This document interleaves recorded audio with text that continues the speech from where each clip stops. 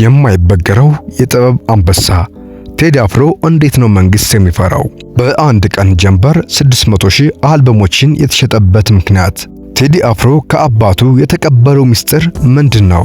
የቴዲ አፍሮ ያልተዘመሩ ገድሎችና የቤተሰብ ምስጢራቶች። የክብር ዶክተሬቱን ጎንደር ዩኒቨርሲቲ ለምን ሰጠው? በኢትዮጵያ ምድር ላይ የፀሐይ መውጫን ያህል እርግጠኛ የሆነም አንድ ነገር አለ። እሱም ቴዲ አፍሮ ንጉስ መሆኑ ብቻ ነው። ሰላም ጤና ይስጥልን ክብራትና ክብራን፣ ዛሬ የምናወራው ስለ አንድ ተራ ድምፃዊ አይደለም። ዛሬ የምናወራው ስለ አንድ የትውልድ ድምጽ ነው። ስለ አንድ የታሪክ ማህደርና ስለ አንድ የጥበብ ተአምር ነው።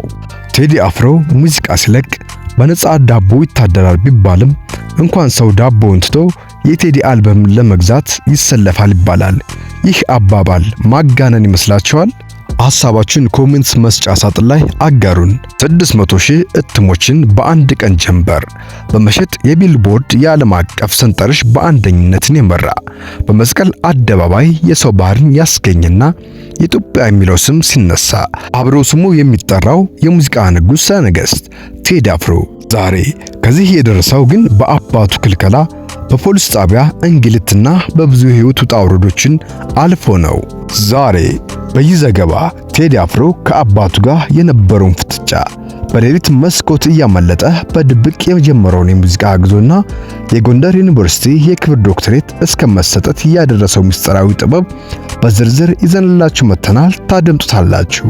እናንተ ብቻ ላይክ እና ሰብስክራይብ እያደረጋችሁ አብራችሁን ትንሽ ቆዩ።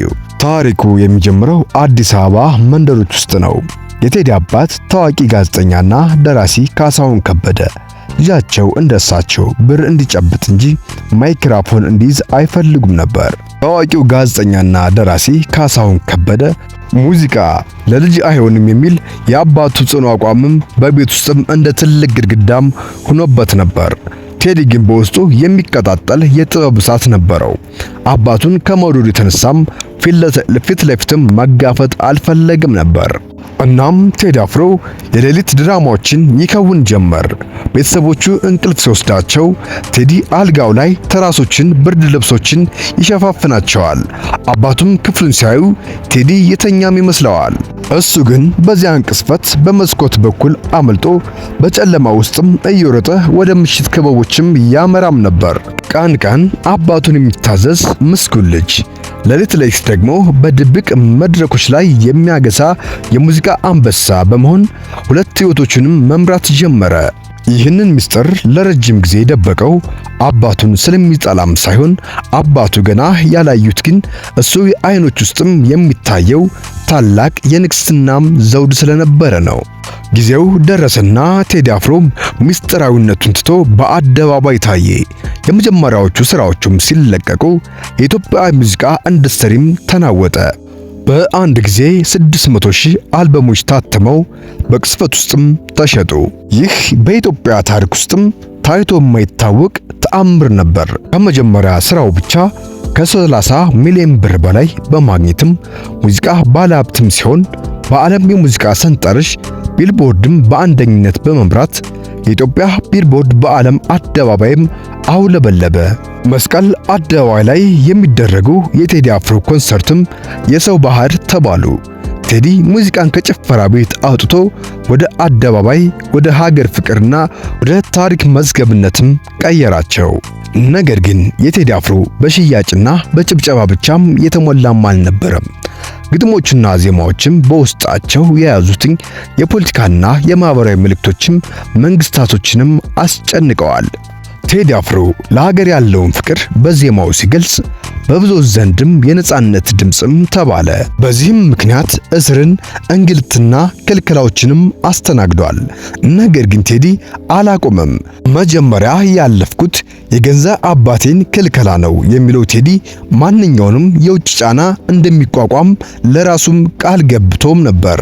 ቴዲ አፍሮ በአንድ ወቅትም ከአለበል አለቤ ጋር ባደረገው ቃለ ምልልስ ላይም ስለ አባቱም ሲያወራ መቆጣጠርም የማይችለው ስሜት ውስጥም ገብቶም ነበር።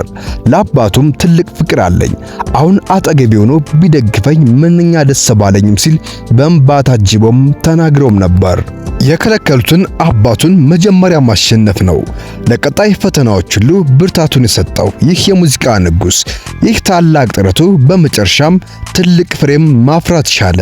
የጎንደር ዩኒቨርሲቲ የቴዲ አፍሮን ጥረትና ለሀገር ያበረከተውን አስተዋጽኦ አይቶ የክብር ዶክትሬት ዲግሪውንም ሰጠው። ዛሬ እሱ ዶክተር ቴዎድሮስ ካሳሁን ከበደ ወይም የሙዚቃው ንጉስ ቴዲ አፍሮ በመባልም ይታወቃል። ክብራትና ክብራን፣ የቴዲ አፍሮ ታሪክ እዚህ ላይ አያበቃም። ዛሬ የያዝነው እሱን የጥበብ ጉዞና የአባቱን ትግል ብቻ ነው።